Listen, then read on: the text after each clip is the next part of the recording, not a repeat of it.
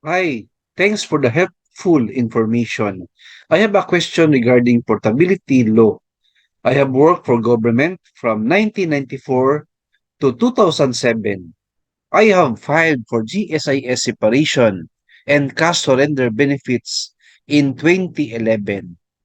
Now I have contributed to SSS from 2007 to date. I am now 51 years old and plan to fully retire at 55. Should I go back to government service and serve for 4 to 5 years?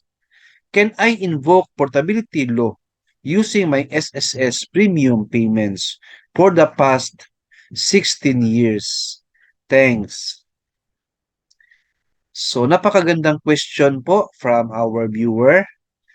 So it's about portability law and concerning po ito sa GSIS niya and SSS at the same time.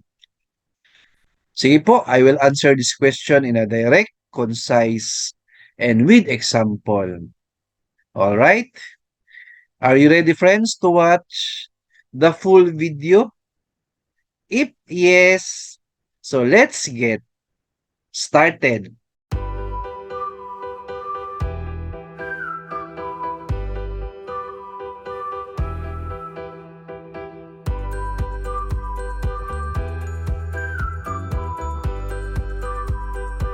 Unang-una, ma'am, let's focus first sa GSIS po ninyo na concern. So, according to your message, meron kang contribution, no, from 1994 to 2007.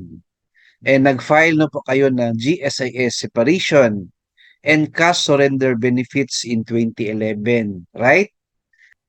So 1994 to 2007 means meron kang 13 years of GSIS contribution or PPP. So entitled po tayo ng separation benefits under Republic Act 8291. So ang tanong po dyan, ma'am or sir, anong status po? Approve po ba? I presume na approve po yan. So, in other words, nag-apply na po kayo ng separation benefits. Sa GSIS kasi ang pagkaalam ko is mag-apply ka ng separation benefits or retirement benefits which is applicable.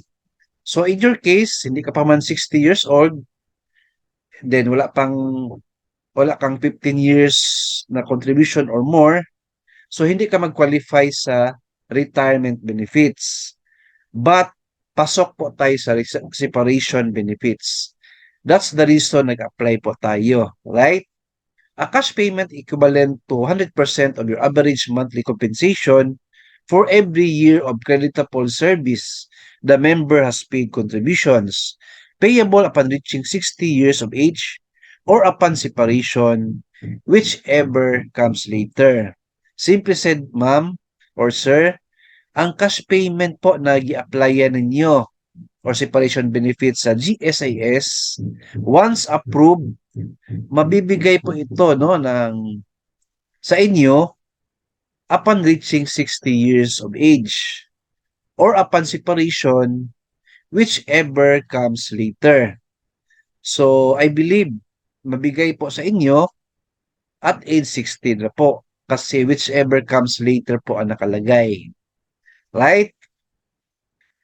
So, next, focus tayo sa SSS contributions po ninyo. Year 2007 to 2023, meron kayong SSS contribution na 16 years. As a result, entitled po kayo sa SSS retirement pension. So, kasi ang SSS kasi, kung may 10 years kayo na contribution po, qualified na po kayo for monthly pension or lifetime monthly pension at age 60 and onwards. So in your case, 16 years po kayo. Right? So member who has paid at least 120 monthly contributions or 10 years, and at least 60 years old and separated from employment or ceased to be a self-employed OFW or household helper. So yun po. So ngayon ang tanong po ninyo kanina, ma'am, is should I go back to government service and serve for 4 to 5 years? Can I invoke portability law using my SSS premium payments for the past 16 years? Answer, no need na po ma'am na magbalik kayo sa government office. Kasi po, in the first place, qualified na po kayo sa SSS, retirement benefits. So at age 60 po, may pension na kayo sa SSS po. Sa GSIS, hindi na po kasi nag-file na kayo ng separation benefits, may cash surrender benefits na kayo na matatanggap. So yun po ang makukuha nyo sa GSIS, separation benefits and cash surrender value. Right? So yan po ang understanding ko sa concern ninyo. By the way, I'm not a GSIS employee and at the same time, I'm not an SSS employee. So meron lang tayong alam sa SSS concern, pag-ibig concern, and GSIS concern kasi po meron tayong research sa kanilang website or nagbabasa po tayo ng mga guidelines po nila. Alright? Hope na nasagot ko yung question po ninyo, ma'am or sir.